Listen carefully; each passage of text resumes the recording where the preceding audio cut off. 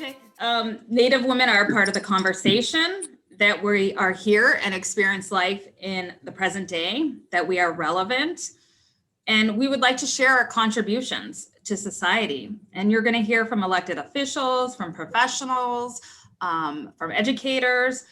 And so with that, I would like to introduce my fellow board member, Felisa, and also joins me on the programming committee. Felisa. Good evening, everyone. Hello.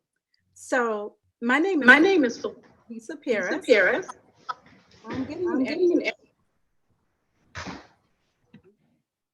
Okay, I'll start over. My name is Felisa Paris, and I serve on the board, as Starla mentioned, and I'm excited about today. I serve, and in my day life, I am now a D&I consultant. I'm happy to be working with MLM, the Mid-Level Managers Group. I'm a researcher and a scholar, a philanthropist, and a lot more. Like all of us, we have many hats, and I'm enjoying my journey. I selected a poem to read today, Beyond. There are so many beautiful poems, and there was a fight, if you get my drift, between fight and beyond, because there's actually a poem in the book named Fight. So today in your hearing, I would invite you to read along with me, and let me say the reason why Beyond stuck out with me. So I was perusing through the book, and there's beautiful poems that spoke about ancestry, some about pain, but just the topic alone. I began to reflect today on where we were just a year ago. And I know it's challenging and sometimes difficult to think about where we were last year. Remember the mask? Remember the shelter in place? Remember this new normal of working within your structures? And all of this, some says a new normal, some says abnormal. So the title spoke to me. But as I began to think about what that word meant and read through the poem, I really picked up on becoming knowledgeable about what's around us. So I'm just going to softly read this poem and let us just embrace it and take it in before this great panel, okay? So let me start. Beyond sunrise, there is a sun we follow. Beyond clouds, traveling with rain humped on their backs, lighting in their fists. Beyond the blue horizon, where our ancestors appear bearing gifts, wrapped in blankets woven with sun and strands of scarlet time. Beyond the footpath, we walk every day. From sunrise to kitchen, to work, to garden, to play, to sunset, to dark and back. Beyond where the baby sleeps, her breath, a light mist of happiness making, a fine rainbow of becoming knowledgeable around us. Beyond the children learning alphabets and numbers, bent over their sticks and dolls as they play war and family, grow human paths. Beyond the grandmothers and grandfathers, their mothers and fathers, and in the marrow of their bones, to when that song was first sung, we travel on. Beyond sunset, can you hear it? The shaking of shells, the drumming of feet, the singers singing, all of us, all at once. And the song beyond. How deep are we beyond?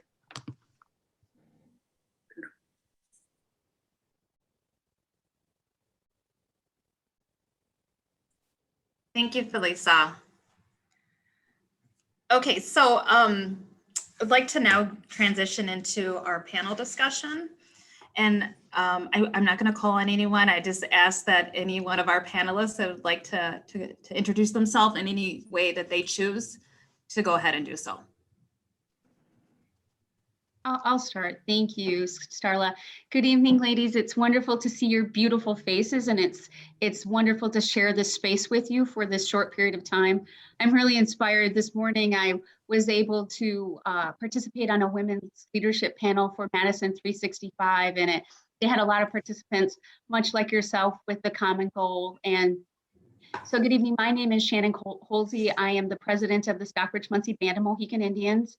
And much like Starla described her tribal nation and their relocation through the Indian Relocation Act, my tribe is our ceded territory is in New York State, in Albany and down the Hudson. And we spent a great deal of time also in Massachusetts, in Stockbridge, Massachusetts, to be specific, and that's where hence some of our name was derived in an English way.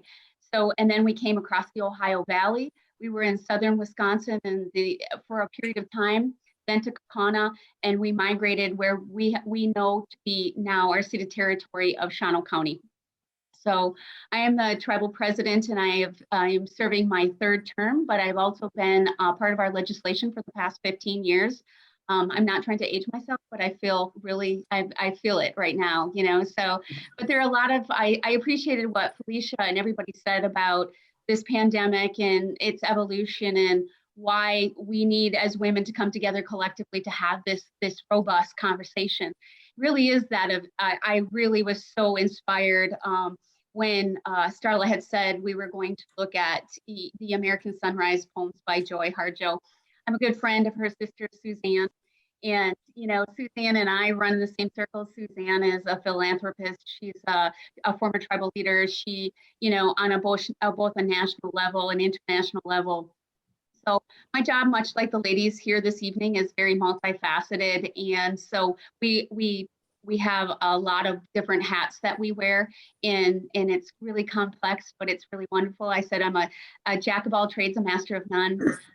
My background is I have 2 master's degrees. I have an undergraduate in business, and I have a master's degree in strategic leadership and communication and employee relations and employment law. So, and I know it seems really robust and out there, and I often question myself why. It comes full circle because I think fundamentally, the one thing I learned was so critical was communication, and to understand that oftentimes as a tribal leader or even a leader in your own right, you're expected to do things much better than your counterparts from a gender perspective. So you always have to come prepared. You always have to be ready. You always have to have the answers. And whether it be fair or not, I think it puts us at an advantage as women because it allows that ability to multitask and to really get things done. I found regardless, it transcends across women of different cultures and backgrounds. I found that's the common resounding theme as a woman. You always find that no matter where in what space you share with women, once you have a conversation with them, you typically find that you have more in common than you do different, and that you're able to take your strengths and really bring things around in a unifying way and really get things done. But what I most enjoy about things like this evening and sharing space with women is that I have an opportunity as a professional and as a woman to learn and grow. So I'm incredibly excited to share the space with all of you and the phenomenal panel. I mean, they're rock stars. I certainly pale in comparison to what they bring to the table, but I'm all the same, I'm happy to share the space with them. And I'm happy you're all joining us this evening. And I really hope that you take something from it. I hope we all do. And I hope that this is the first, as Lisa talked about, and Marilka talked about, the first of many, because I think this last year has been really a first, you know, and I was really happy a couple weeks ago to share some space. I got a call on a Tuesday night, and was the White House, and you're looking like, is this really the White House, or is this spam, or what is this? And so it was, and it was the White House liaison, and they said, Shannon, the vice president is going to be rolling out this wonderful initiative for Indian country. Would you be a part of it? So I just said, just sure. I said, well, what are you going to send me the Zoom link, or what's going to happen? And they're like, no, we want you to be there. And I'm like, you're kidding me, right? And they said, no. And so of course I'm thinking, oh, this is unbelievable. This has got to be not real, but it was real. And so Vice President Kamala Harris, as well as the first secretary, Native American secretary in US history, Secretary Haaland, was a part of that. And of course, Secretary Raimondo, who is the Secretary of Commerce, was all a part of it, but they were all diverse women of color.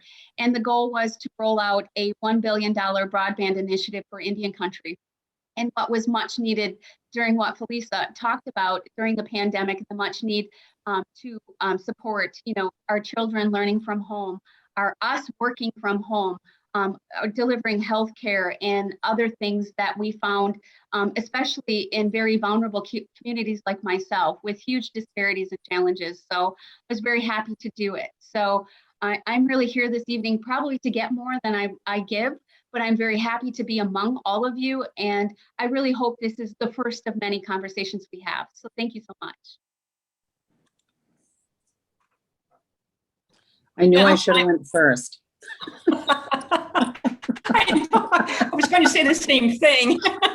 Okay, Crystal, you're next. I don't know what I'm following after you, but I'm sure I should have went first. Yeah, thank you.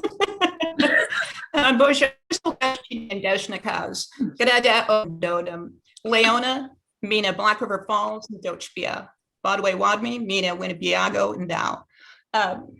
Good evening, everyone. My name is Crystal Deschini. I'm Forest County, Potawatomi, and Ho-Chunk. My last name is Navajo. I have a very guided life, but it's very crazy at the same time. And it kind of lends into my interest in what we will be discussing a little bit later, and I'll hold off and share that with you when the time is right. But I'm currently the financial project manager at the Ho-Chunk Nation Legislative Branch. I have a long background in finance, accounting, investment portfolio management, economic development, little bit of leadership roles. I have worked at Forest County, Potawatomi, Talawidini, Navajo Nation, and I'm now at Ho-Chunk. So for me, I've made a very clear choice in where I want to work and how I see myself contributing to Indian country in general. I did work in the public sector for some time, but this is where I find myself being home. I live between Forest County, Black River Falls, and Navajo Nation. So my last name is Deschini. It means red streaks on the rocks, and that places my husband in a certain location at Navajo Nation. We do have a son whom, again, it does feed into some of the questions a little bit later, who had this amazing opportunity to attend a boarding school called Navajo Prep in Farmington, New Mexico. My husband also spent some time at the Rough Rock boarding school back in the 70s and went at a time on the nation when they were beginning to incorporate culture and tradition into the curriculum. So we were very fortunate that our son had that opportunity.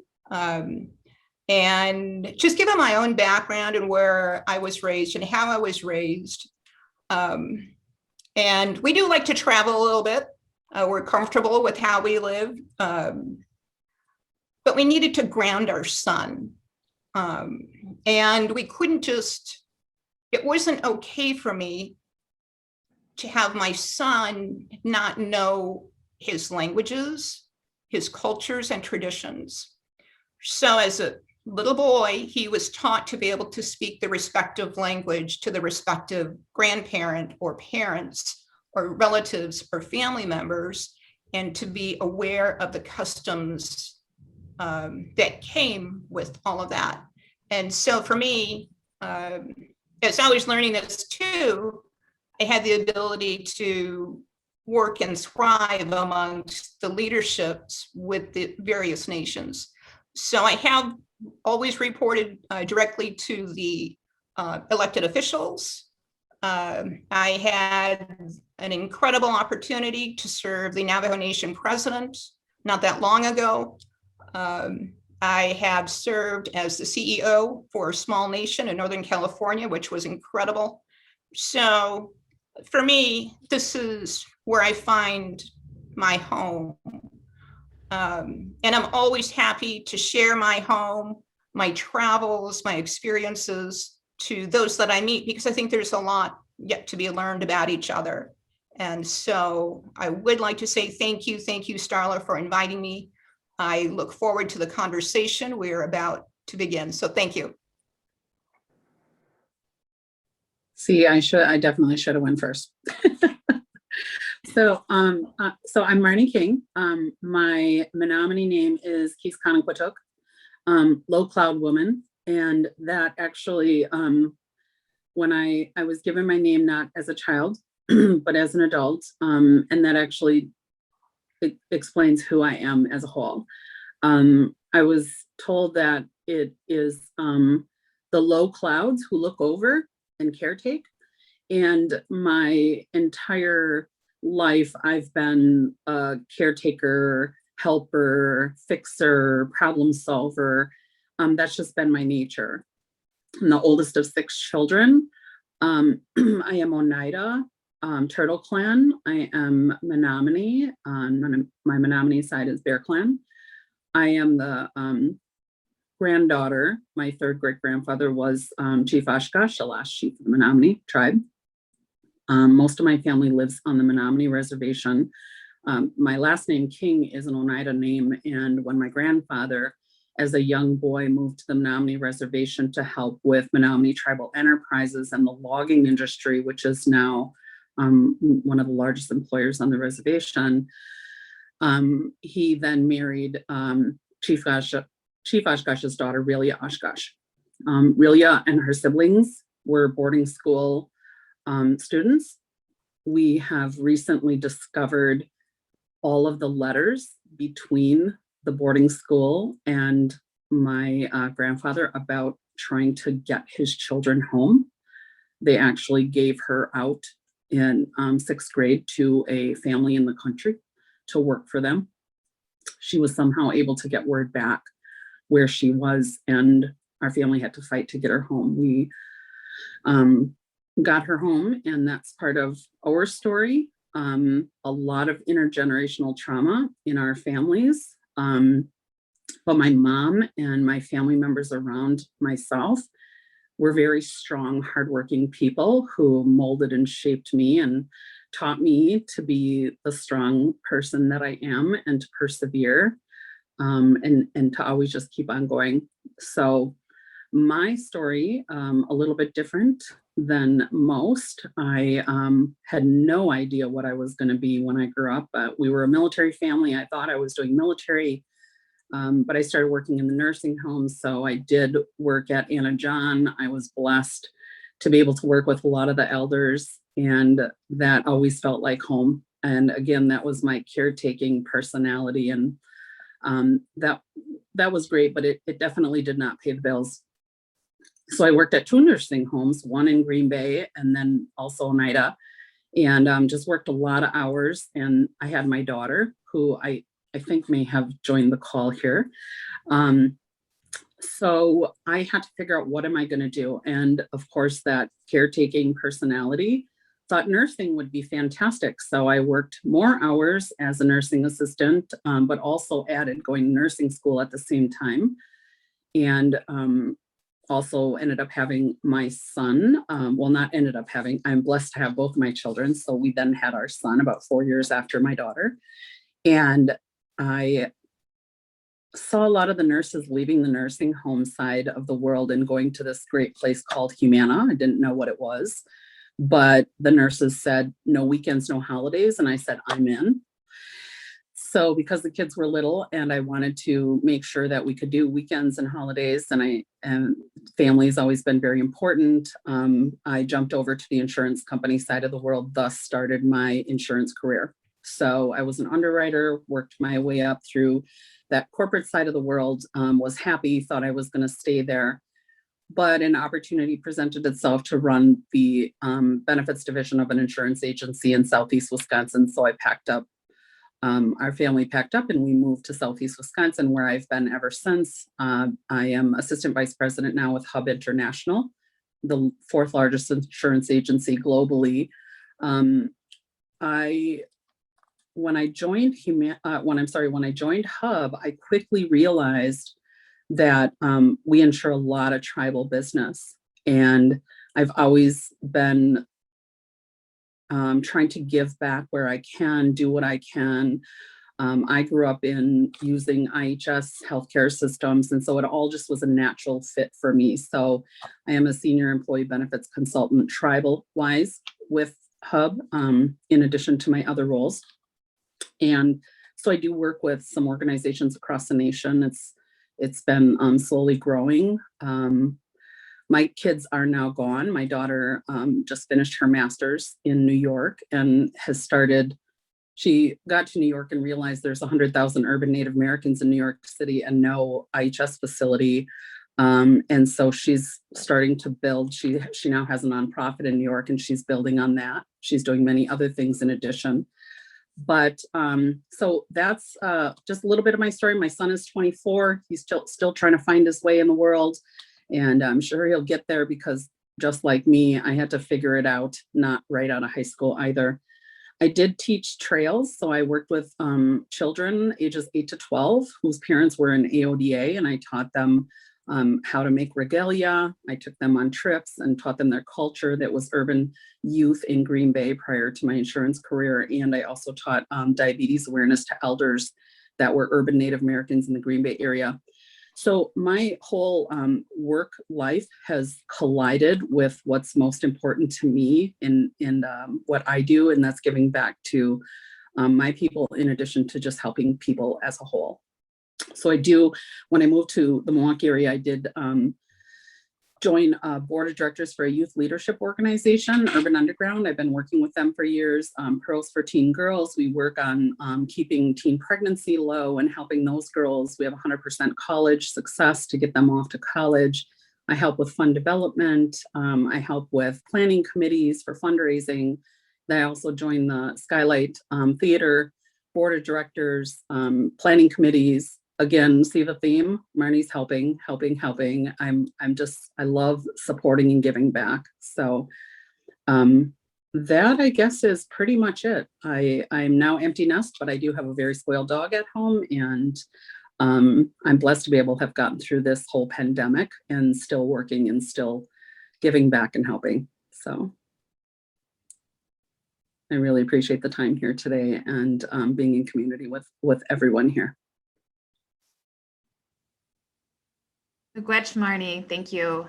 Shannon and Crystal, for your introductions and your sharing your stories and your passions.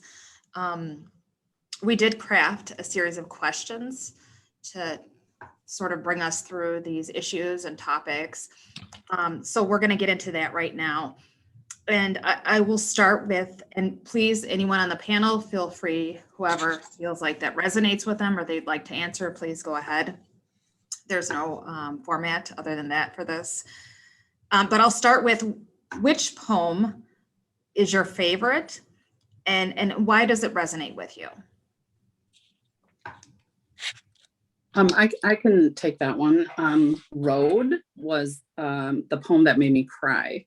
I'm sure everybody has the book and can read it, so I don't want to read through the whole thing, but the part that really struck me and resonated the most with me was, the last road will be taken alone. And the beginning of the poem really is talking about growing up, I believe. That was my interpretation. I love poems because I think everybody has their experience, and life experience takes them into maybe a different interpretation than others. But it talked about, there might be crowds calling for blood, or curtain window by the leaving bed. It is best to not be afraid. Lift your attention for the appearance of the next road. It might be through a family of trees, a desert, or rolling sea. It's the ancient road the soul knows. We always remember it when we see it. It beckons at birth. It carries us home.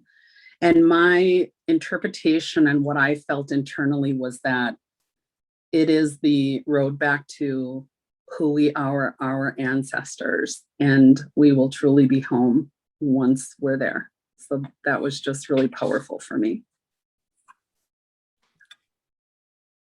So maybe it's because my son goes away to college in the fall, and I'm feeling very excited and happy and a little bit of sadness. And so I mentioned earlier that we've got this kid who has been very easy for us to raise, because he can adapt in so many different environments and he's comfortable in so many different areas. We just wanted to make sure that when he had the chance to do what he's doing now, which is to go on his own, he had a really strong sense of identity. And it was important for us that he stayed grounded within all of who he is. And so I actually went to a different book by Joy called She Had Some Horses. There's a poem called Remember. And this is what I tell my son all the time. And so when I read this, it's as if she understood me and she understood the decisions we've made to raise our son.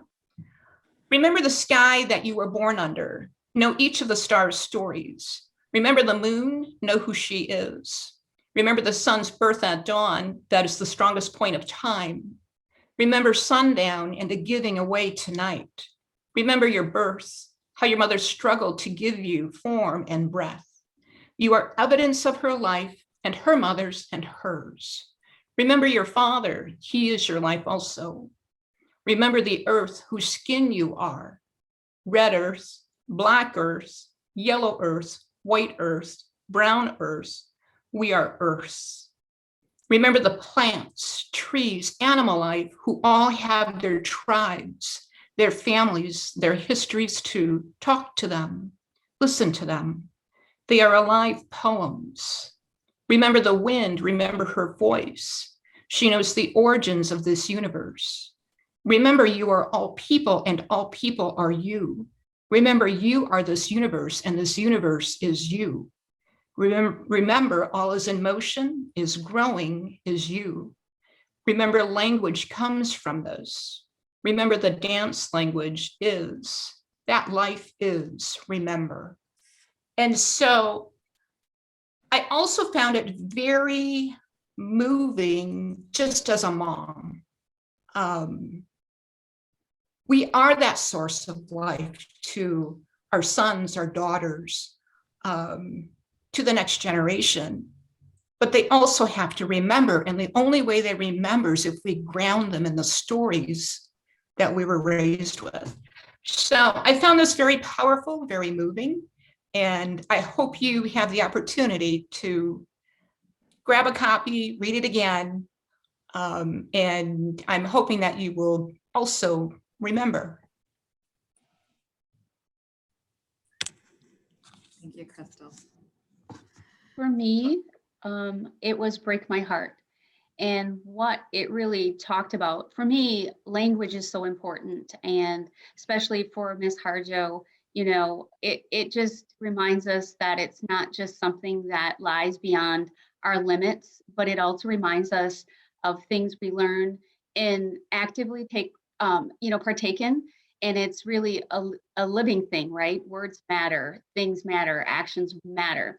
But especially as not just a woman, but an Indigenous woman, the idea that oftentimes and in often circles as Indigenous people, we are invisible to the world. And so I really love the language that Joy chose to use in this, because she spoke to my heart in that she reminded us, you know, we heard Marnie say, well, I don't really have much to say, but she had a whole lot to say because she is a blessing to the world, as is Crystal and all of you. And I think oftentimes as women, we forget that.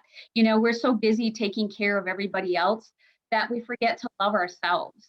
And so it's reflective of that, you know, and poetry really gives us the strength and the ability to look at ourselves and the world in a different way through the use of language. And really in I won't recite the whole thing, but in the end, Joy talks about, she says, chaos is primordial, all words have roots here.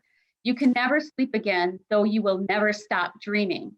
The end can only follow the beginning, and it will zigzag through time, governments and lovers. Be who you are, even if it kills you. It will, over and over again. Even as you live, break my heart, why don't you? And I think it's really indicative and speaks to the time and place we are, where women are really finding their voices, especially Indigenous women, and they're really trying to find their place. You heard Crystal talk about her experiences but yet she's raising a thoughtful young man and she needed to ground him. And then you heard Marnie talk about, at the forefront of everything she did, she was going to make sure that she provided that grounding and that experience for her children. But I think oftentimes all of you can resonate with the fact that often we put ourselves last. And I think what Joy was reminding us here is we only have one life to live. And we have to fulfill that prophecy of life for ourselves as well, because we can only give what we're capable of giving. But I think it's self-proclaimed love that we all have to, and we all take a lot of time to do that. I shared with the ladies yesterday in our green room, I said, you come to a certain age or a certain era of maturity. And for me, when I turned 50 years old, it was really that, it was like, I'm no longer going to make myself small. I'm no longer going to be passive. I am going to use my platform in such a way that I amplify not only myself, but support other women, because it's so necessary. Women should be at places all decisions are made, because as these ladies propounded earlier, one of the most significant gifts we're given by Creator is to give the gift of life. And so we're caregivers, we're life givers, for all of those things. So that really resonated with me. Wonderful. Thank you, Shannon. I'm going to move on to the next question, which is, how can poetry help us better understand ourselves? I'll take that. It's been a long time since I've read a book with full chapter, like full poetry. So I'm definitely a reader. I have all my favorite authors. I do love art, poetry, all of this. I'm a deep thinker. I'm a deep feeler. This book and poetry as a whole, I think, make us look for that interpretation. How am I connecting with what's being said? How these authors can put 5 words together that make you feel 500 feelings and thoughts is just amazing to me. So I would just say that poetry helps us understand who we are, because it makes us reflect, and then also answer why did that stick with me, and why did I feel so deep when I read those words. Agreed. I actually have the same kind of feeling. So I'm not so much of a poetry reader. I prefer stories and books. But what I noticed is that if I'm reading a poem, I feel passionate, and I feel the compassion of the author, and I'm a mom, and I'm a leader, and I'm a doer, and I can shake things. And I'm also very vulnerable and sensitive, and I like to be quiet. So to me, poetry awakens all of those feelings in a way that, to me, I enjoyed. I'm great with numbers. They're black and they're white. There's one interpretation or no interpretation. I think reading in general allows you to see all those colors and adds life to the numbers. So it's exciting, I think. I agree. It is, and I think it's not a noun; it's a verb, right? It's actionable. It's the feelings it invokes. It's the use of its splendor of language. Language is a wonderful thing, and especially as an Indigenous person, there had to be that mastery of language, especially because there's duality to Indigenous people. First and foremost, you're citizens of your tribal nations, and there's culture, there's language, there's all of those things. You have your own formed governments, and then there's that of the duality of being citizens of this country. So it's a really interesting way, for me, of how you can take that and express that in such a way and make people come together and unify around these things and think of things differently. I talked about earlier how poetry has strength, and it lies in the ability to shed that sort of different view of the world. And really there is truth and reconciliation in some of those things, especially in Joy's writings. She's a poet laureate, and she's the first Native American, to be that. And there's that first again. So for me, it really was that mastery of language and the use of it, and how she, as an Indigenous woman, took that to resonate not only with her own people and her reconciling her own feelings, but to share it with the world, to give that message, like Crystal just talked about that passionate storytelling, and something that would resonate and transcend across borders, regardless of who you are.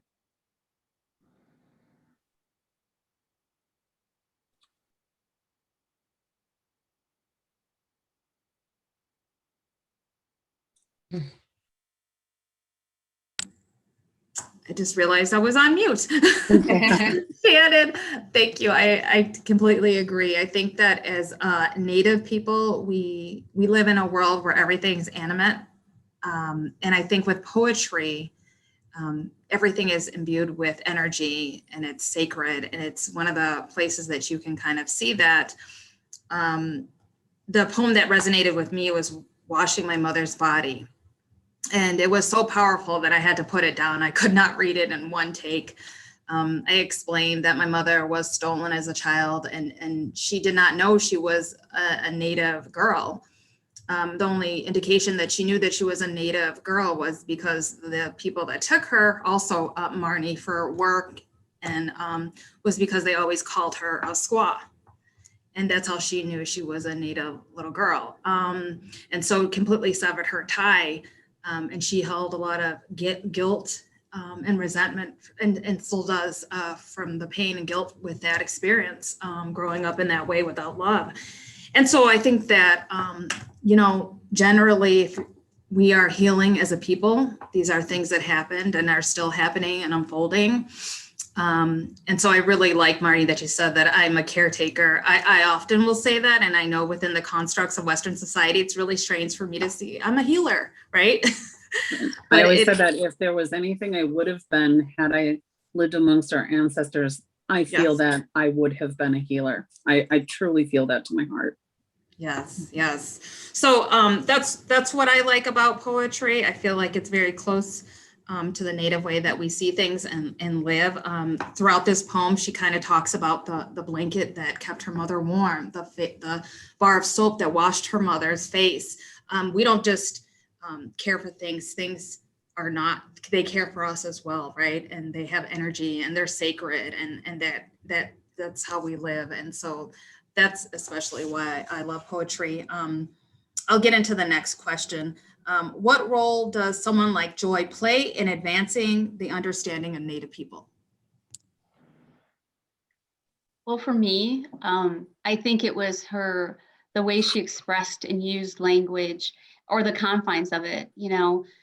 She said she uses language despite the confines of it, be it the oppressor's language or any language, because it's beyond language in essence. And I think really what it spoke to is she was bearing witness to violence encountered by Native Americans, after the Indian Removal Act. And it really expresses not only the past, present, and future, but that continuous strand and the interconnectedness to oppression. And so I think she used it in a very thoughtful way, because I think for us, as Indigenous people, it was intended, really, the Indian Relocation Act was intended to destroy Native identity. And so I think she spent her career, is in process of continuing to educate people around the need for that transformation healing, that Indigenous trauma into healing, and why it matters. So for me, that's how it resonated for me, and why she uses her role to advance that understanding of Indigenous people.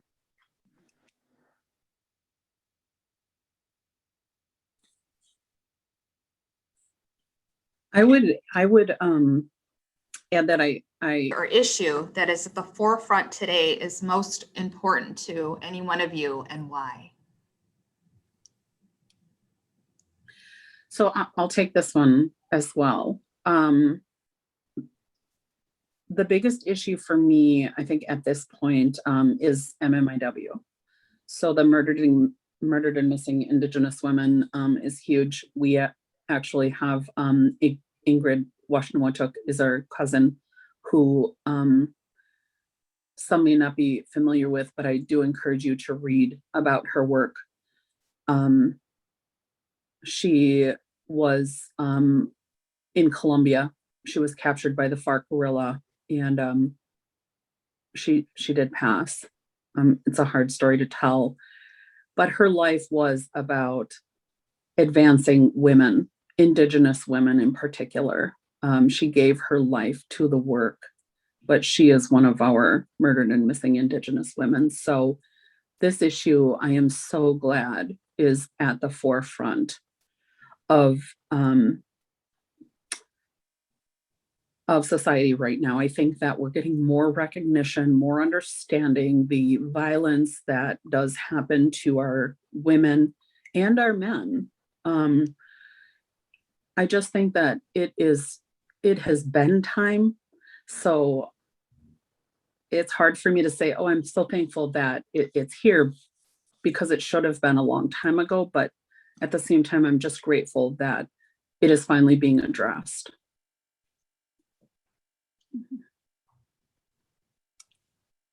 For me, I don't know if there's one issue that stands out. I have a lot of issues that are at the forefront.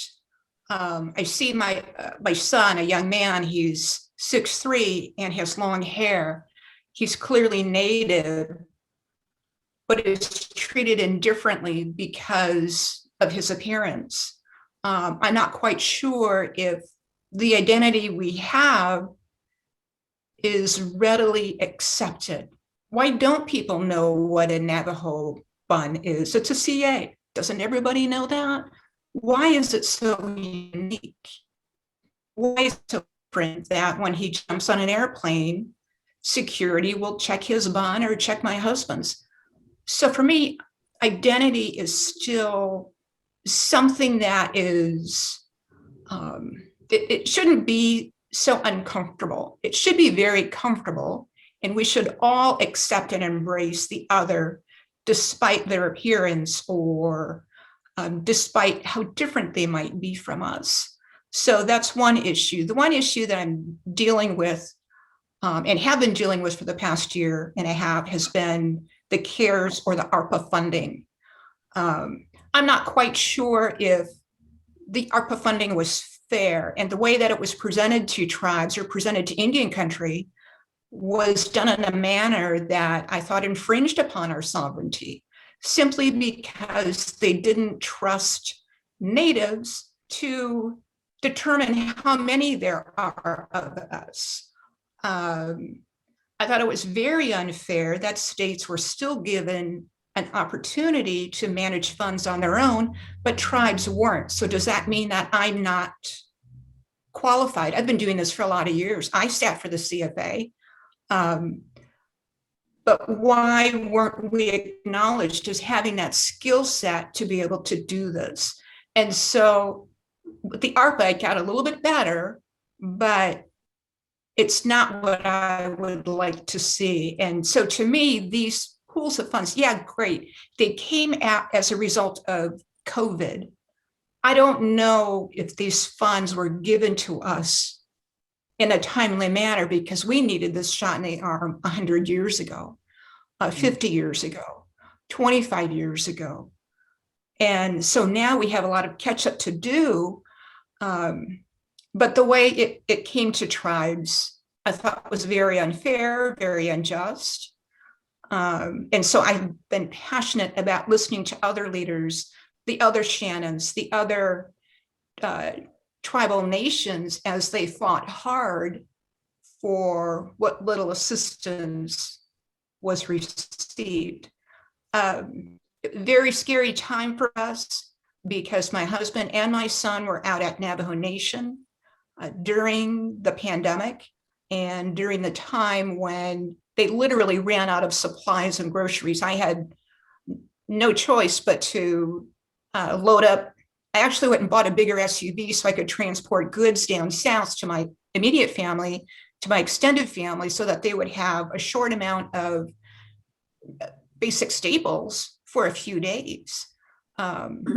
But why was that nation in that kind of a situation to begin with? They didn't have running water.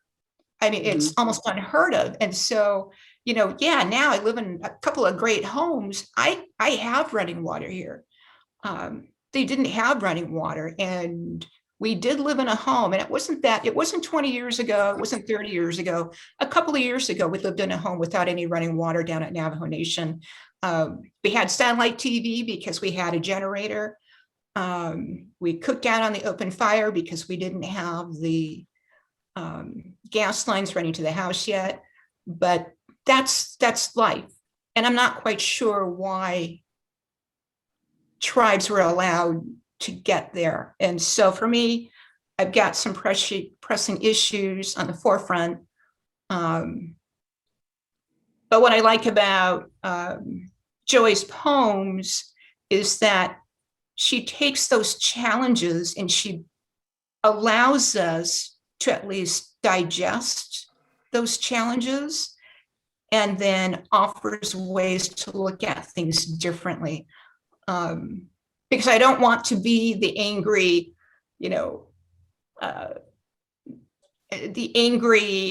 I'm not quite sure what I would call myself, pushing to get things done, because there's a lot of beauty and joy in growing together without,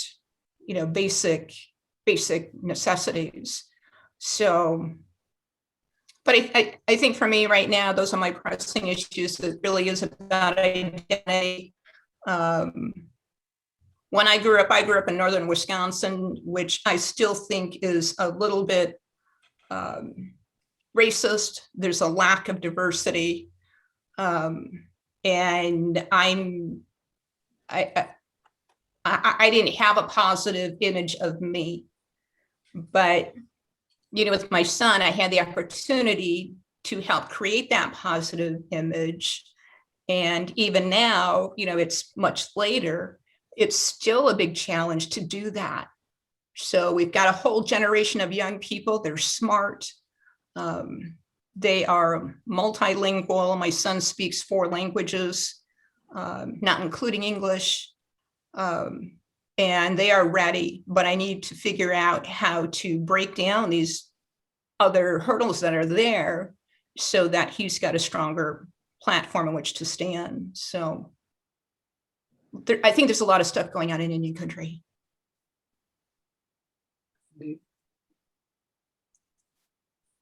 Shannon, I'd love to hear what you think on this issue since Sure. you're so Well, close. Sure. I'll be very succinct. I think what it is all oppression is intercorrelated. And so for me, it's multifaceted in its approach. And there is nothing that Crystal or Marnie have shared that aren't a priority. It's just to Crystal's point, there are so many disparities that exist in Native communities that it is really challenging. But I will say Native Americans are vibrant and growing populations with rich and distinct cultures and histories in the United States. But really at the core of it, Native people are invisible to most Americans. And, so that invisibility, of Native people is pervasive and entrenched across all American society. And so it's been said that, a high percentage, almost 70+% of Americans rarely encounter or receive information about Native Americans. But quite honestly, education is one of the most powerful opinion shaping systems in America, and it starts with foundation, like our children when they go off to school. So, if those demonstrations of our accurate stories and history are not demonstrated in foundational school, the key driver of that invisibility creates false narratives of Native American people. And so that invisibility of myths and stereotypes of Native people continue to be perpetuated about some of the things that Crystal talked about, her experiences and things that people should typically know. And really, we have to do a better job of making sure that we not only reshape the view of how people see us, but we make sure that it's reinforced across society that results, in it, because it really is, it has over the course of time immemorial resulted in enduring and damaging narratives about our tribal nations and our citizens. And it's been so profound. And, Native Americans live in a culture where we're often misunderstood or stereotyped, or we experience, like Crystal talked about, racism on a daily basis. And really that lack of accurate knowledge about us contributes to these experiences and really hinders the ability of Americans to experience and celebrate the uniqueness of our cultural identities, histories, and contributions as Native people.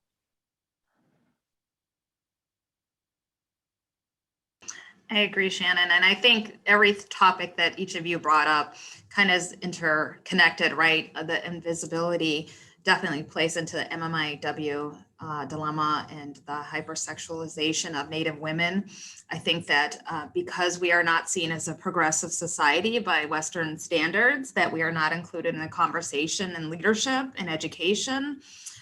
Particularly, like as I mentioned with my children, they cannot attend the schools that are the public schools or even any other school other than the one that they attend, because they are seen as different. And as Crystal, to your point, is their first language is not English, so they do not communicate. My son Joa's first language was Ojibwe, and therefore he is not an individual. He doesn't identify as an individual. That is a real problem within our society. And he doesn't communicate in the ways that we do. He communicates in the ways of his ancestors and in a very communal way. He's awesome at nonverbal communication, though. He's a master. So, all of that kind of plays into it. So I'll get into the next question.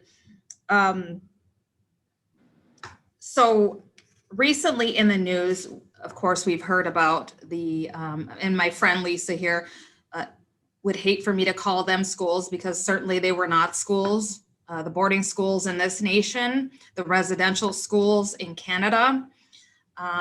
Does this kind of news help the broader community better understand the history of Native people? The shock and awe, or as Native Americans, this is kind of old news for us, right? These are things we've been talking about for a very long time. So if anyone wants to address that. I'll start. I think it's just validation of what Indigenous communities have always known. So is it shocking to us? No. As evidenced with the ladies on the panel, where my grandparents attended boarding school, all four of them, as did the other panelists. We have direct correlation and experience to it. But right now we're in a really unique time. So it affords us to bring that visibility, or create that visibility of what we've been propounding for centuries about what's happening. And then on the other side of it, you have this whole realm of the sort of cancel culture that the roots of cancel culture have been present throughout human history, where we have discord society, from social injustice to human injustices. And societies since America was founded, although it was never, Christopher Columbus found nothing, but since the beginning, societies especially have punished Native people for behaving outside of what they perceived as their social norms. And this is, this cancel culture idea is just another variation of that. And it's, of an extension or a contemporary evolution of a much older set of social processes, and that can be seen in some form of banishment. The reason they weren't schools, and that I appreciate you saying that, Starla, it was just an attempt to erase who we were as Indigenous people and civilize us, if you would, in a very European-centric way. And I'm not sure, you just recently, many of you may or may not have heard about where a former legislator, Rick Santorum, talked about, that we birthed the nation from nothing. I mean, there was nothing here. I mean, so basically, what? And, Native Americans are thinking to themselves, what? He went on to say that Native Americans, but candidly, there isn't much Native American culture in American culture. Well, that's what this Indigenous people were here first, so, you've seen that it gained momentum and all these other things. So for me, it's just those false narratives. Like, although it's our First Nations, Indigenous people, our relatives to the north, it's not unusual anywhere. I am sure there are these graveyards throughout, the lower 48 that exist that haven't been yet discovered or rediscovered, if you would. And, there's a reason why there are laws like Section 106 and repatriation, because we have always been here. And like Starla talked about earlier, it's significant to us because it just validates our existence since time immemorial. I would add on to what Shannon has said. This is old news. I'm glad that it's at the forefront, just like I indicated with MMIW, and that getting more attention and actually legislation and everything that's coming with that. But 180 children were found in a graveyard at Carlisle in the United States. And I don't have the dates in front of me, but it would be between the last 5 and 10 years. I think 8 children came home to Oneida in Green Bay from those children that they found in unmarked graves. If we had a Jeffrey Dahmer that killed, 180 children, everyone should know about that and would know about that. But it almost just didn't get much attention. And some people just have no idea that you're right. This is a bit of old news for us now. I'm very grateful that it's all coming to the forefront. And I hope more happens because of it. Because Shannon, you're 100% right. There are children everywhere. We all have family stories to tell of the children that didn't come home. And we have known that for a very long time. So yes, I think it helps the broader community better understand our history. Will they fully understand? Sometimes I don't know that you can fully understand the impact until you've walked in those shoes. So education is important, true education. I believe it's Act 31 is to teach our history. Don't know that it's truly being done in all areas, but I think, at least it can bring some empathy and understanding if true history is taught. So that's, my take on that. But like I said, I'm grateful that it's come to the forefront, but it's been a part of our lives forever. I agree with both Shannon and Marnie, and I just want to add on a little bit to that. So years and years ago, I did my master's in American Indian Studies. And, I was confident. I've always been confident. I know who I am, but I really didn't until I saw our history through a different lens. And then I better understood the significance of having that kind of education, acceptance of history. I better understood why my parents were the way they were. I have a parent who was not educated. I had one with a master's. I better understood the way they taught me, the way they raised me.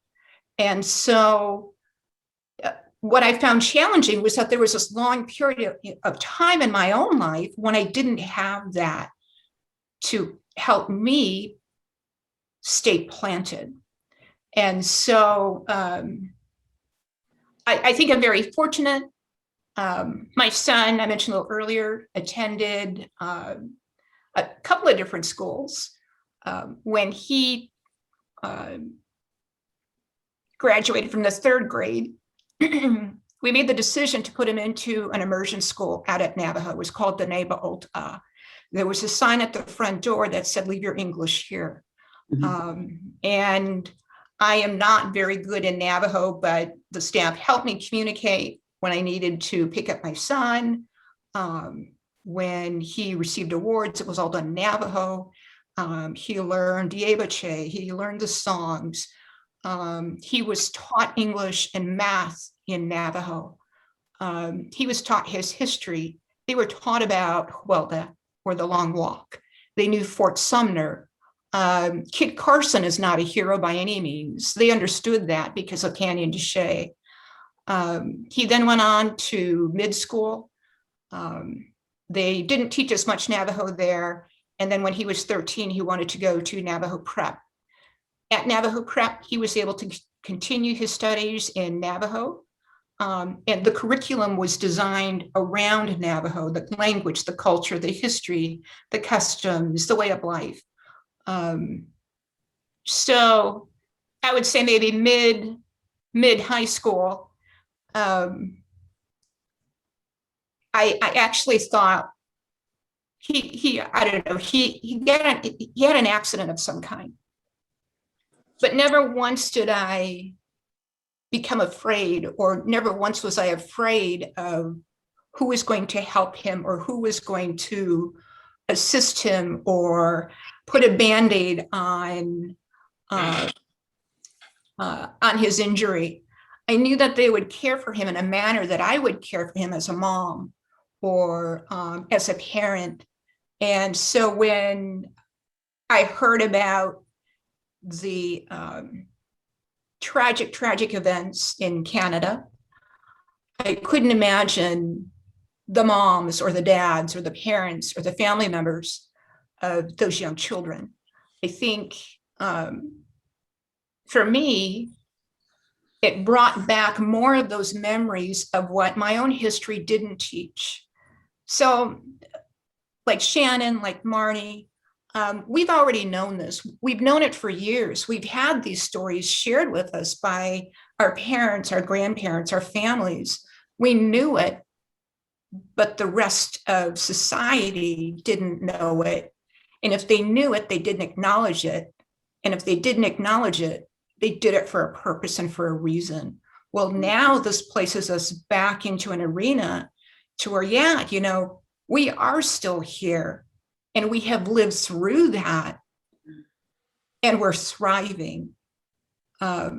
So I just think that it's important that not only this, but there's so much more to Indian country that has not been shared. And the only way that we can overcome that is through education, not with the blind eye to say it's too ugly, it's too painful, but yeah, it is that for us, it has been that way. But it's also a learning time for those that may not have been introduced or may not have been aware of this history that we kind of know. I think there are those of us that have had some really good experiences and learning about our nations in general.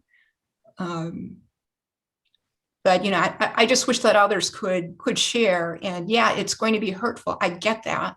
But there's also beauty and resiliency and strength in the descendants of those people then. So I have been thinking about this as we've been having conversation here. The other poem in the book that was should it be the one I talk about, or should the one that I did use as the one that really touched me? The other one is on page 56, and it's for Earth's grandsons. I'm not a grandson, obviously, by any means, but it touched me so deeply. And again, I won't read through the whole thing, but it said your grandparents all the way back on the spiral road. There is no end to this love. And like I said, I'm a very emotional, sensitive person. That brought the tears to my eyes because my grandfather passed when I was 13, but he has always been my strength. And as were my grandmothers and grandfathers before. Of course, that's part of our culture, is leaning on our ancestors, right? And that's been deeply embedded in myself. And I hope that has been just as deeply embedded in my children. But it says, no matter dictators, the heartless and liars, because those are the ones that hurt us and our people, right? It says, no matter, you are born of these, who kept ceremonial embers burning in their hands. Thank goodness that even though up until 1978, when I was 8 years old, we were not allowed to practice our spiritual beliefs in the way that is all we've known, and became so many of our people became disconnected from who they are. And culture is healing, and culture is prevention, and culture is everything for us. But it says, all through the miles of relentless exile, those who sang the path through massacre, all the way to sunrise, you will make it through. So although we've had all these things that we've been aware of, and the news in Canada is new news to many people, it hasn't been to us. But Crystal, you said it right. There is beauty in resilience. There is beauty in our culture, who we are, what we believe, our connection to the land, to one another. But this poem really was my, should it be my first or my second? Because I felt like that spoke to me so deeply as well. Thank you, Marnie. So I think that to wrap this up, as a result of this news, what is the change that we would like to see? And, what action can the participants take that are with us to effectuate that change? And so I know for me in particular, these things that we're bringing up, all this propaganda over throughout history of our nation, they propped each other all up. That's the way I view it, right? From the very, very beginning of the land bridge lies, right? And we have our traditional stories that tell us our truths, to manifest destiny and expansion across our nation, and that we are uncivilized and unprogressive, and that we needed this religion to civilize us, which led into the boarding school era, right? And the taking of our children. They all are propped up on each other. And so that comes present day and into the future. They might not be on the same scale, but certainly they play out in our school system, our education, the mascot issue, all those things in the way that people view us, the MMIW issues, right? Sovereignty. And so I would ask, for me in particular, I would tell people to ask questions, don't allow your children to learn these lies. Ask questions when it comes to, why do Native Americans have this issue with this pipeline? Well, we should all have this issue with this pipeline. why is it that mascots are an issue? Well, ask yourself these questions. Like I tell my son Benjamin, ask questions, ask questions, ask questions. And certainly your presence here is the beginning of that. And so I'm really grateful that you are here and listening to this. And if anyone else on the panel kind of wants to chime into that. Darla, I concur. And I think it's about amplifying our voices in a unified way, and intergenerationally teaching our children or our relatives the significance of finding that voice. But it's also one of enlistment. It's not just something we can do ourselves. We need everybody else to embrace the idea of that. Marnie talked about Act 31 in our school systems in Wisconsin, but as a legislator, it doesn't take it far enough. If there is no repercussion for not enlisting it and telling correct histories, then there's really no point in it, right? Because, I think we all agree that, the invisibility and the toxic misconceptions about Native people create serious biases among diverse demographics and institutions, including courts and Congress and philanthropy work in other sectors. And it's further perpetuated by pop culture and media and our school systems. And it really is one of the biggest drivers, behind the endemic biases that we face on a daily basis. And, invisibility is really one of the biggest barriers Native people face in advocating for our sovereignty, our equity, and social justice. And Native American people didn't always just fight for their own basic human rights. It's always been an inclusive one, right? It's always been that of humanity, if you would, just being a part of the human race, not set aside the fact that we have a rich Native culture, that really needs to be perpetuated. And right now we have a huge opportunity with an arsenal of well-educated, well-versed subject matter experts that not only Indigenous communities, but in the academic realm and in all different sectors. And we really need to disrupt and change the negative narratives that exist and the invisibility of Native people, and in ways that can lead to policy and cultural and systematic shifts that we need in society now more than ever. Yeah, and I think acceptance. Yeah. And inclusion, absolutely. Yes. Right. At the Women's Fund, we're focused on shifting attitudes, behaviors, and culture to advance equity forward for women. So with that in mind, what do you feel is important for us to do as individuals to lift and support Native women? So I'll jump in here.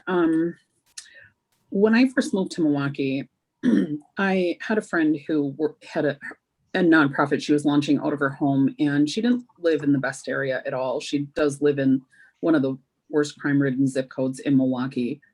And as I spent a little more time at her home with some of the planning meetings and such that we had, which was basically giving back to single mothers and trying to help support single mothers and helping them navigate some things, I looked around and I noticed that a lot of the issues that we had were very, very familiar to me. Although it was primarily African Americans in that neighborhood, I was like, these are no different issues than what I've known in my life. And I remember sitting on the porch at her house and thinking, what is this? What's the common denominator? Poverty, inequality, and racism. And so I'll make it really quick. I know we're coming up on 6 o'clock, but my way of making a difference has been mentoring, being there for young women who I know are having a hard time. I have housed and temporarily helped and picked up and dropped off and done what I can for, I'm being the best role model I can be for my nieces and my nephews as well. Just giving back. I remember my daughter went through the youth leadership program that I mentioned earlier, Urban Underground. I remember looking around in the room when all the kids were there and I'm like, where's all the Native kids? I thought there was a lot of Native people in Milwaukee. I've always been taught that. It was my first time moving south. And so I've always been kind of on a mission of, okay, where's the youth programs? Where can I give back? What can I do? And so for me right now, in this point of my career and at 50, I don't always have the time to do all those physical give backs, but monetarily, philanthropy, and just being there for my relatives and friends. You know, some friends have become family, so their nieces and nephews have become family as well, right? So just giving back, I think, is the point that I'm trying to make. Mm-hmm. Agreed. And I think sharing, just sharing of our stories, sharing of our families, sharing experiences, I think that goes along. I think it goes a long way. I've been all over the country. I've lived in a few different tribal neighborhoods. I've lived in the cities. I've lived in the urban setting, and I've always just been curious, and I want to share, I want to learn. But I think that's one way to help uplift other women, is just to share. Maybe it's professional advice. Maybe it's, I'd like to go to Shannon's to get some leadership advice. Maybe it is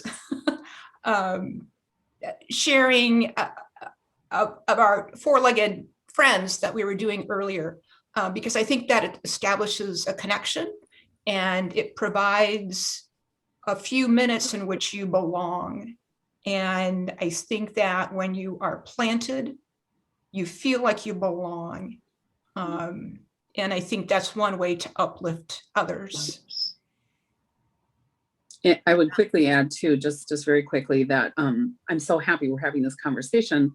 Lisa and I met each other because we were sitting next to each other at an event, and I asked her who she was, what she did. She explained to me, and I was thinking, like, this is fantastic, because I am such a fan of nonprofits and like I said, the giving back and such.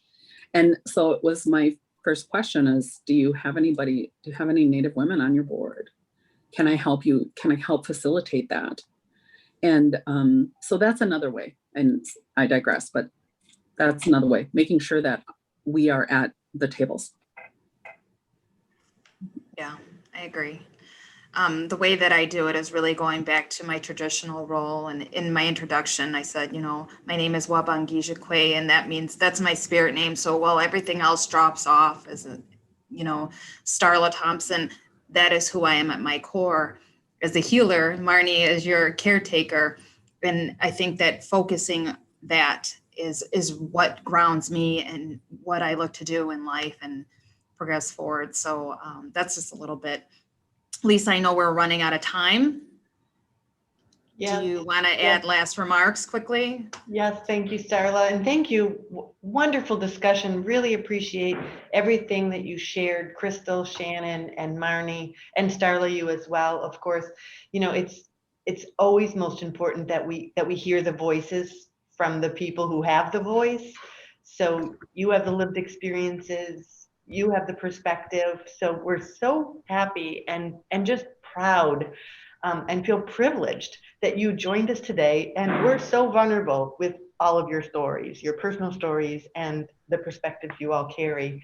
I hope for those of you who are experiencing the Women's Fund for the first time are pleased with your initiation to the community of the Women's Fund. There are several board directors that are with us, so I always appreciate when people show up and participate. We hope to see you again soon. I am not going to end the meeting. This is not a work day, so work meeting, so we don't have to click and go to the next one. I just want to officially close the meeting so that those that do need to step away feel like we concluded. So again, a good thank you to everybody for participating and being so vulnerable today. And with that, I guess I would just open it up to say anyone that can stay, that has reaction or feedback or has a question, but let's chat for a few minutes. This is Monica Shaw Davidson. I'm a board member. This is my 3rd year on the board.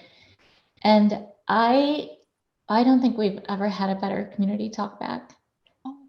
So I am so touched by your stories and your perspectives, and thank you. Just thank you. Yeah. Were you trying to make us cry on purpose? Right. No, I thought my voice breaking, but I couldn't clearly. So I too am a very sensitive person, Martin. I can relate. But that was just beautiful. Thank you. And I know it's hard. I don't mean beautiful in that. I think you know what I'm trying to say. Mm-hmm. Thank you for that. And I think really what it comes down to is valuing each other. And tonight's robust conversation was about how can you help? It's about valuing diversity, and accepting each other wherever we're at, as women of color, as people that come from diverse backgrounds and different geographical experiences. But I think it's a shared experience that really creates that conversation around those and dispels any of those assumptions we may or may not have, and it's about how we as women and as people of color and all these different things move in new areas and meld with other cultures and women to create really a kaleidoscope of subcultures within our respective group and grow and better understand our situations and the complexity of the world that we navigate. Yeah. Absolutely. Well, hello, everyone. I echo those same sentiments. What a powerful, riveting discussion. And I, Felisa Parrish, just wanted to share with all of you that I see you and I hear you and I appreciate your powerful contributions. And you all are examples of why women are needed and why are so important. And so I just want to say thank you. And I echo the other sentiments that already been said. This is why narratives are so powerful, because they are heart driven. And what comes from the heart reaches the heart and changes the heart. You go, and I hope that our paths cross again because I really respect and honor your presence here tonight. Thank you all. Thank you. Yeah, and I'm Noelia Velez, and it was really a very good perspective to see, obviously, as a woman, as a minority, because being Latino, and also now somewhat of a minority majority to be a senior citizen, which has its own, forms of rejection. That to hear it from the individuals as natives that really indigenous, that provide for us, I think, a perspective of what has happened, but what is being done, by them in their effort, and for others to also feel motivated to join the effort to keep helping. Noyella, we see you, we hear you, we are you. You are an Indigenous woman, and Yes. we are a sisterhood, and we are all better together. So thank you. Interesting fact that I actually had to learn from my child, because I grew up in between Shannon's reservation and my family's reservation, Menominee. I guess I never knew how many urban Indigenous people there are. And I think the newest statistic is 71% of Native Americans are now living in urban areas. And so, yes, we are here. And there's a whole lot of us. But I experienced that myself when I moved to Milwaukee. Like, where's all the natives? I thought there was so many. And it took me a couple years of being here to navigate, to find the Oneida Tribal Services community, you know, the smaller Menominee community here. But it took me a while to get to that. But yep, we're here. You know, we're a lot of us are here. One thing, hi, I'm Julie Ragland. I'm also on the board, and I just, this book was just so powerful to me in the sense that, from my perspective, I feel like it really told the story of the generations of trauma that have, and the echoing of pain and the echoing of the way that people are processing what has happened. And whilst you hear that story, I think we were talking about, how does poetry speak to you in a different way? And I think, this book spoke to me in a way that really brought it to life. And I think what I loved about this panel was, I don't think you guys intentionally spoke this way, but I just could hear in the way you spoke about your heritage, or the way you spoke about your tribes and your lives, that really there's an echoing I heard of this idea that there is this generational sense of belonging that I heard from you guys, that from my perspective was really part of what the book was about. And so it just, for me, came full circle. The panel and the book and everything, just for me, it just came full circle for me. So thank you so much for sharing.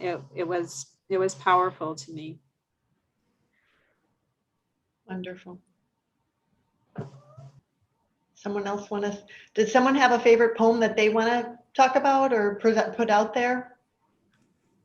Well, it was interesting. I was the one that Felisa said was her tie for first, the fight. I was asked to do a invocation for a meeting at Mount Mary, and this I had been reading through Mount Mary University, and I'm an alum.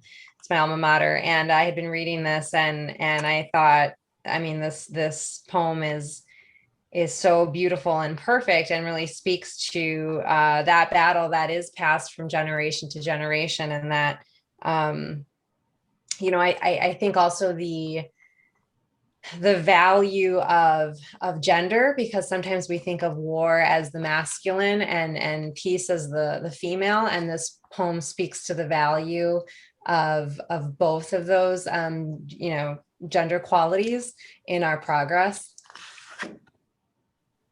Wonderful. The fight. Marilka likes the fight, along with Felisa, and the fight, page 21. Lisa?